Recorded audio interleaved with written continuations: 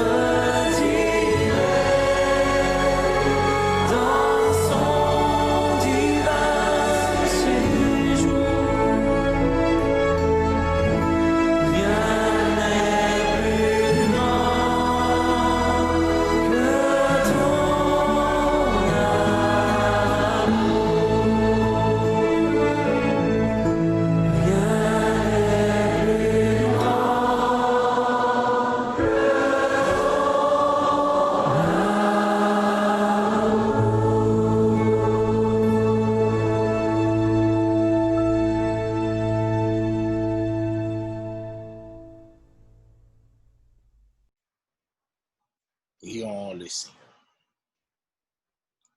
Seigneur, nous te remercions infiniment pour cette opportunité que tu nous accordes d'être en ligne pour exercer ce ministère que tu nous as confié.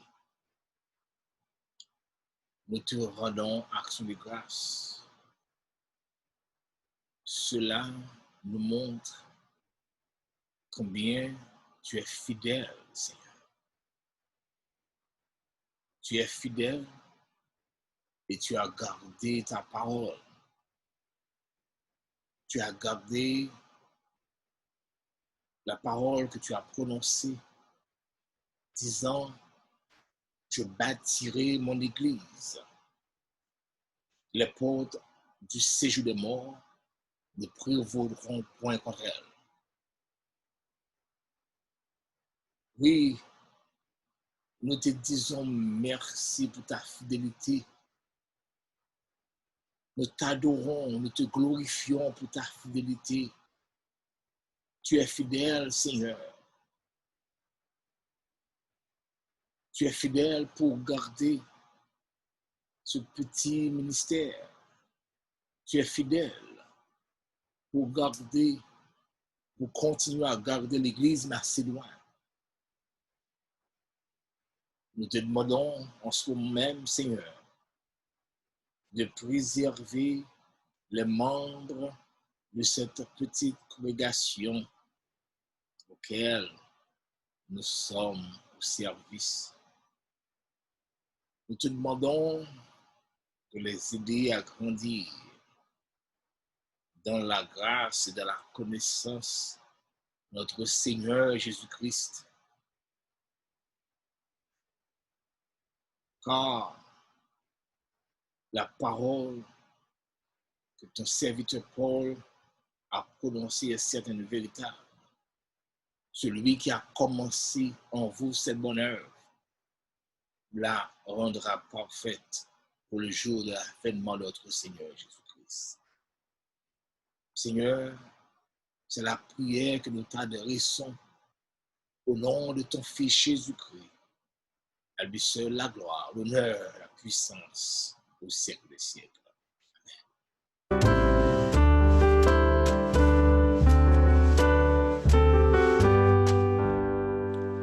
Je l'ai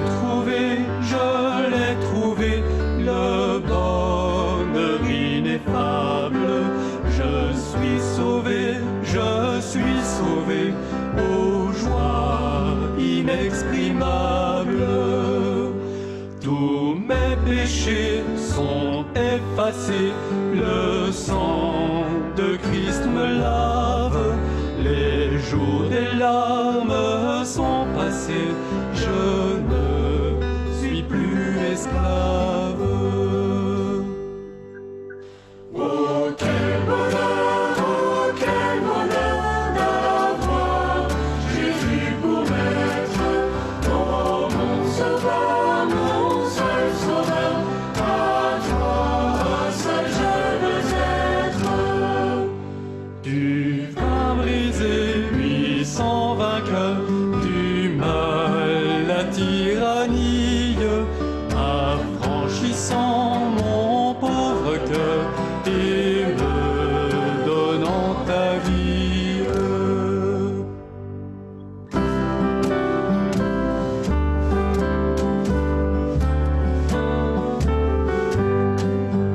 Dans ton amour, tu m'as cherché, errant bien loin du Père. Tu m'as sauvé de mon péché, tu fis de moi ton frère. Et maintenant et pour jamais, sous ton joug je me plie, je ne puis vivre désormais, Jésus, que de ta vie. Ah, laissez-moi chanter mon roi, oui que toujours je chante. Jésus n'est-il pas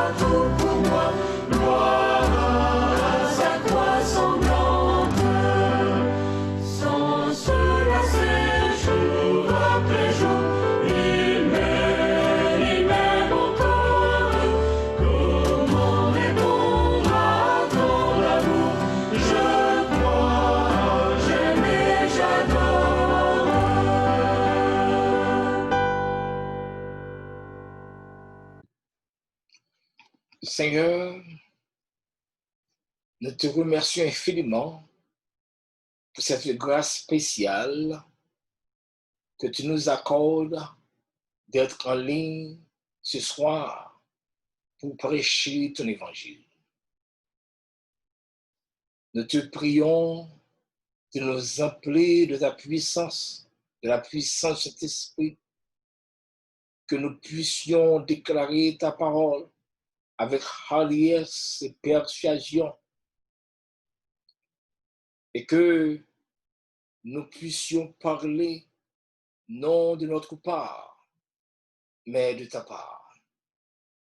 C'est la prière que nous t'adressons dans le nom de ton Fils Jésus-Christ, qui vit, qui règne au siècle des siècles. Amen. Les prophéties bibliques ne prédisent pas que le monde serait graduellement progressé vers un paradis. Au contraire, elles voient un monde déchiré par l'iniquité, la guerre, par la famine et la peste, à un niveau que seulement Dieu peut terminer si la race humaine doit survivre.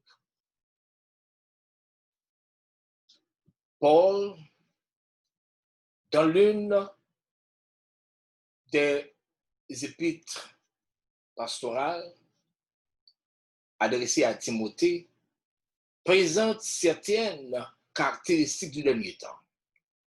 Il dit, « Sache que dans les derniers jours, il y aura des temps difficiles, car les hommes seront égoïstes, amis de l'argent, fanfarons, hautains, blasphémateurs, rebelles à leurs parents, ingrats, irréligieux, insensibles, déloyaux. » Et la liste continue.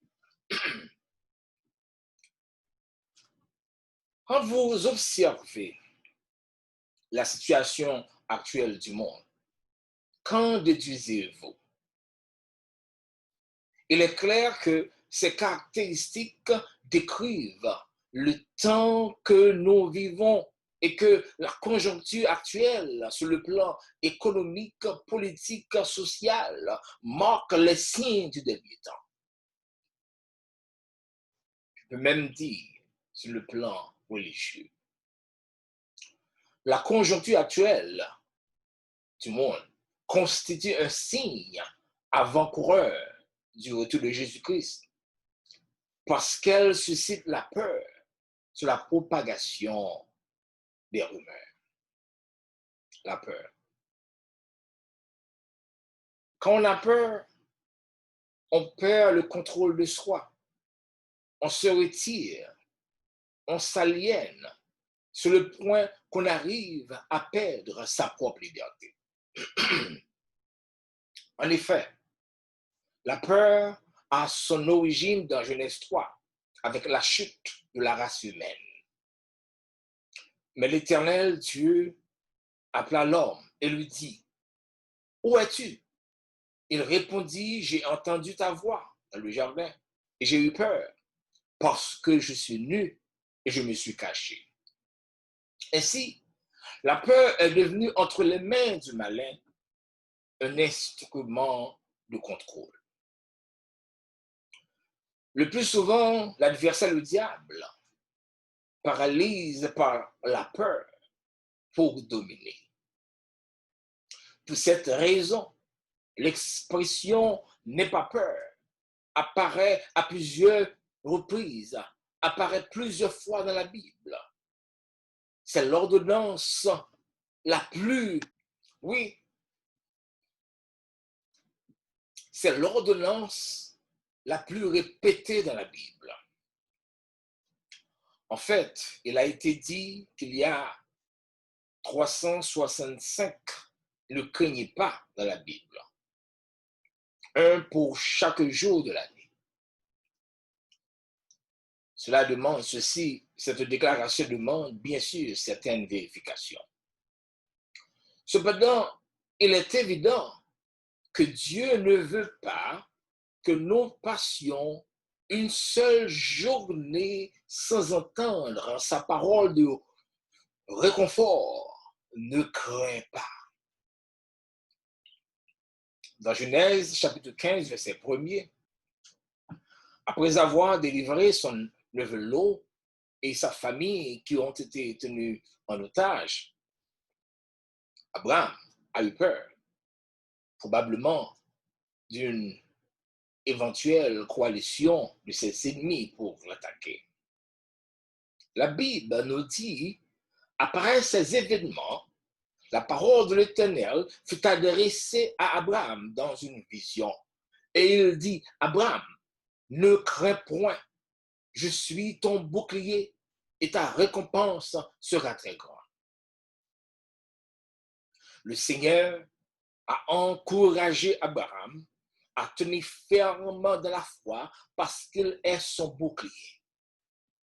De même, avant de s'en aller, le Seigneur Jésus ordonne aux croyants de garder leur calme, disant que votre cœur ne se trouble point. Croyez en Dieu et croyez en moi. Le croyant en Christ n'a rien à craindre puisqu'il est justifié.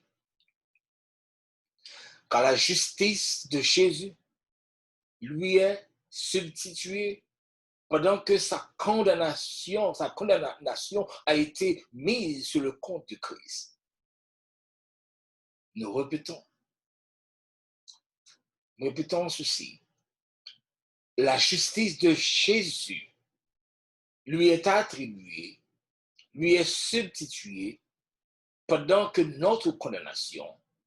la condamnation du croyant a été mise sur le compte de Jésus-Christ. C'est pour l'une des raisons l'apôtre Paul déclare, étant donc justifiés par la foi, nous avons la paix avec Dieu par notre Seigneur Jésus-Christ. Selon Romains chapitre 5, verset 1er. Bien-aimé, celui qui est justifié n'a absolument rien à craindre. Qui accusera les élus de Dieu? Dit Paul. C'est Dieu qui justifie. Ainsi, comme dit le sage dans Proverbe 28, le méchant prend la fuite sans qu'on le poursuive. Le juste a de l'assurance comme un jeune lion. Vous savez, le lion est nommé le roi des animaux parce qu'il n'a aucune peur en lui.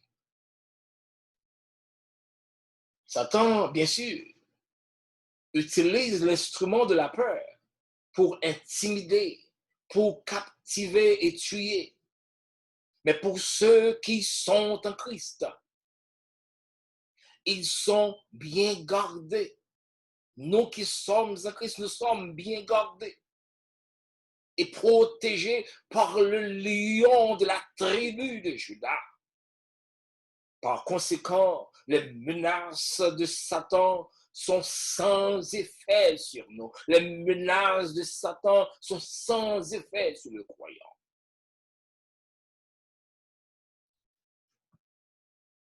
La peur entraîne également l'isolement. Adam a répondu à Dieu, j'ai eu peur parce que je suis nu. Il ajoute, et je me suis caché. Et je me suis caché. Quand on a peur, on se replie, on s'isole. On renonce à sa propre liberté pour céder le contrôle à l'autre.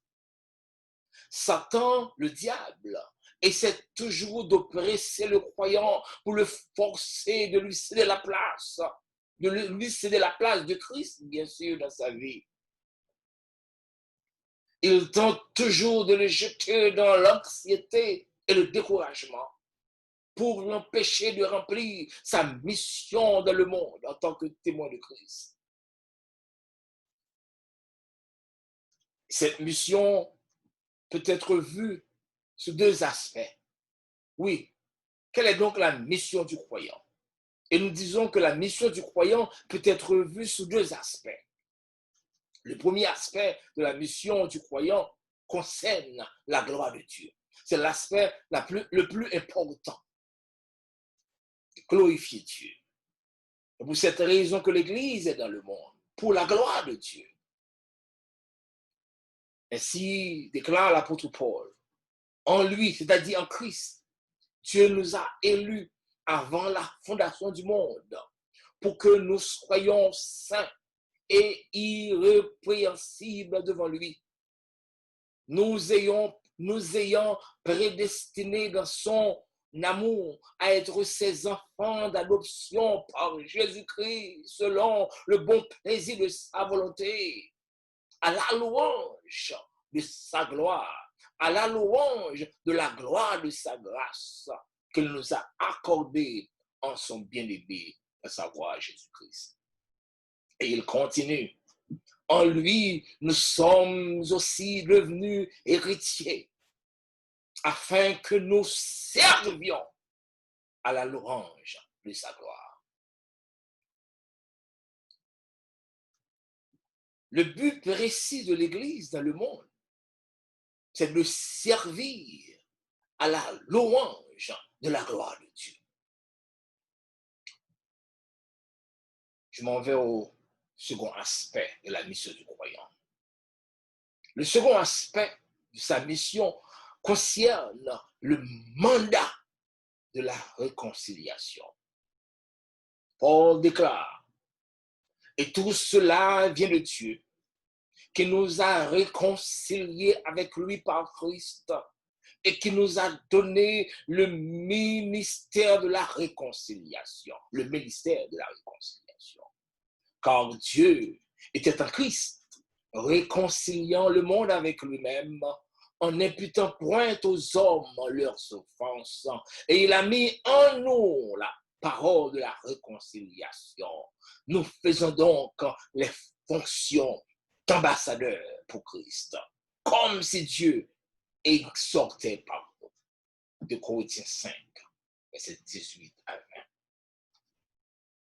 En tant qu'ambassadeur de Christ dans le monde, l'Église ne peut s'isoler ou se retirer. Je le répète. En tant qu'ambassadeur de Christ dans le monde, l'Église ne peut s'isoler ou se retirer de la scène.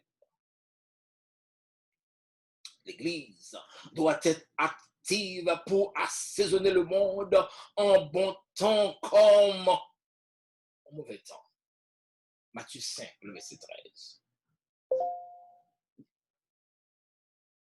L'Église continuera à remplir son mandat dans le monde par la compassion, selon Jean 13, verset 35.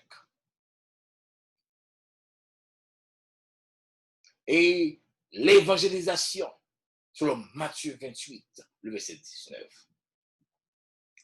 Seigneur nous dit, allez faites de toutes les nations des disciples, les baptisant au nom du Père, du Fils et du Saint-Esprit. Ces deux choses, la compassion et l'évangélisation, constituent la priorité de l'Église dans le monde.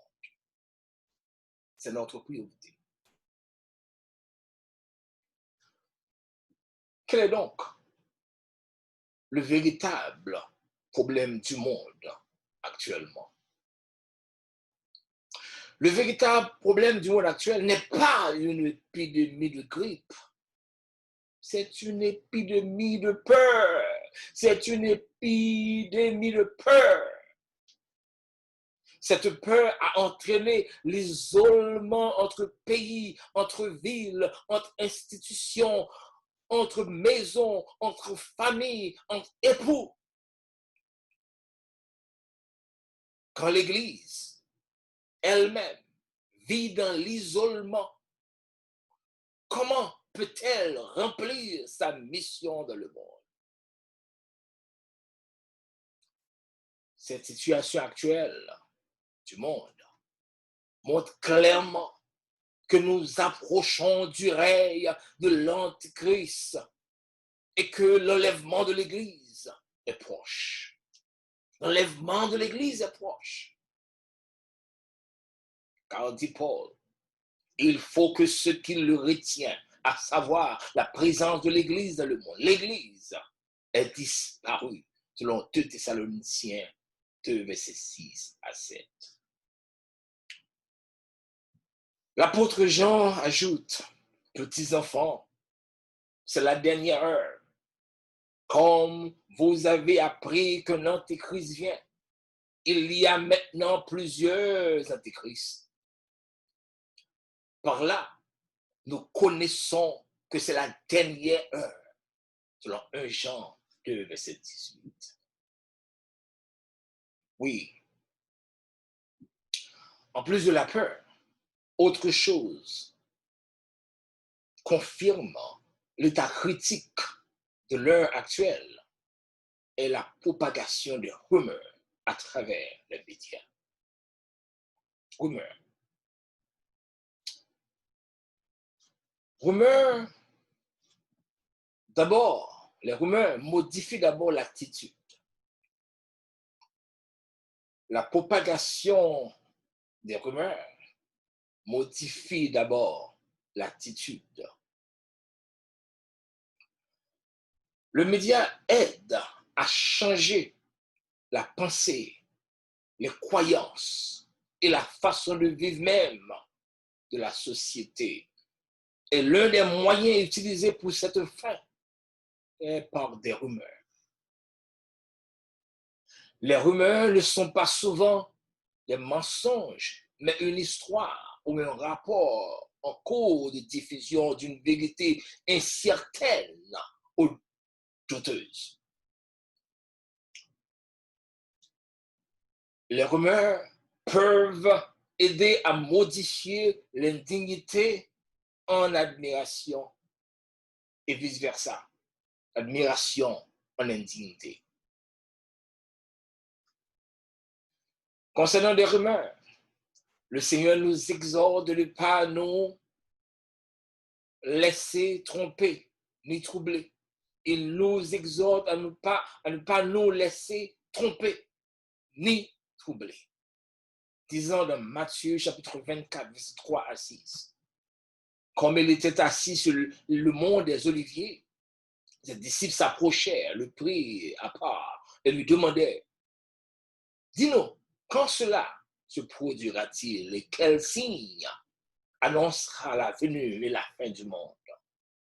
Jésus de répondre, faites bien attention que personne ne vous induise en erreur. Car plusieurs viendront sous mon nom, disant, je suis le Messie, et ils tromperont beaucoup de gens.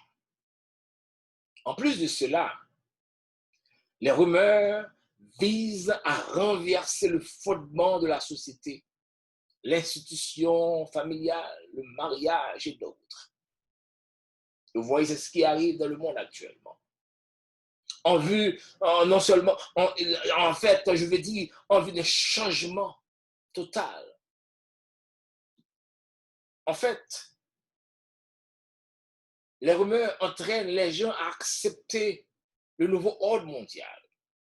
Il est clair que l'Antéchrist, sous le couvert ou le déguisement du Messie, fera tout son possible pour se faire accepter avant de montrer son vrai visage d'Antichrist. Je veux dire, l'Antéchrist, celui qui vient avant le Christ, il va se présenter sous le déguisement, sous le couvert de Christ, sous le couvert du Messie.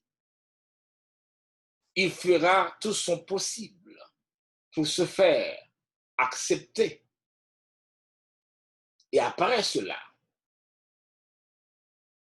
il va montrer son vrai visage d'Antichrist. Mes frères et sœurs, il est évident que les grippes saisonnières ont causé la mort à beaucoup plus de gens en Europe, comme aux États-Unis, qu'on a causé ce qu'on appelle le COVID-19. Pourquoi donc cette grande panique du virus? Le média, avec ses rumeurs, en est responsable. Cependant, le prince de ce monde est derrière tout cela.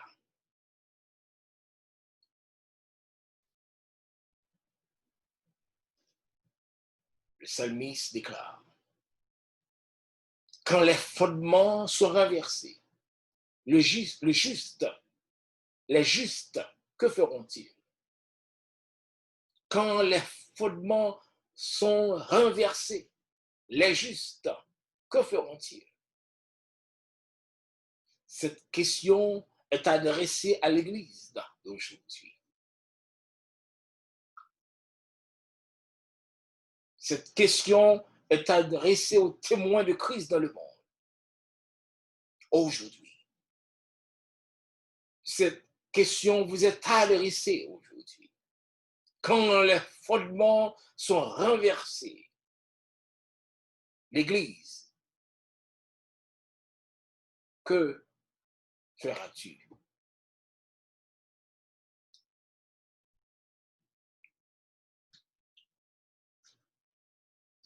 Oui, la conjoncture actuelle du monde constitue un signe avant-coureur du retour de Jésus-Christ, parce qu'elle suscite la peur et propage des rumeurs. Je vous assure qu'après le passage de ce dit fléau, le monde ne sera plus le même. La globalisation du monde arrivera à son point d'achèvement. L'établissement du règne de l'Antéchrist est en cours. Par conséquent, l'enlèvement de l'Église est proche. Le Seigneur a dit: quand le Fils de l'homme viendra, aura-t-il encore la foi sur la terre? Luc 18, verset 8. Considérons la situation actuelle de l'Église. Vit-elle par la foi ou par la peur? Notre temps n'est pas tout à fait différent de celui des prophètes, Habakkuk, Daniel, de Jérémie et tant d'autres. Ce qui était commun dans leur caractère était la foi. Ils ont appris que le juste vivra par sa foi. C'est le moment de choisir qui nous voulons glorifier. Dieu ou maman, le temple ou celui qui le soutient. Ce temps nous apprend à cesser d'être des adorateurs du temple, mais de vrais adorateurs qui adorent Dieu en esprit et en vérité. Que Dieu vous bénisse. Seigneur, nous te remercions infiniment pour cette situation que tu nous permets de vivre maintenant. Cette situation du monde nous montre clairement que ta parole est certaine et véritable. Au lieu d'ébranler notre foi, cette situation nous apporte à te faire confiance, à voir combien tu es fidèle, combien ta parole certaine, efficace. Te demandons, Père Saint, de nous aider à être de puissants instruments entre tes mains, pour que nous proclamions ta parole, que nous proclamions le message de ton Fils Jésus-Christ, le message de l'Évangile, avec puissance, avec hardiesse et avec persuasion. C'est la prière que nous t'adressons dans le nom de ton Fils Jésus-Christ qui vit et règne au siècle des siècles. Amen. Adorons le Seigneur.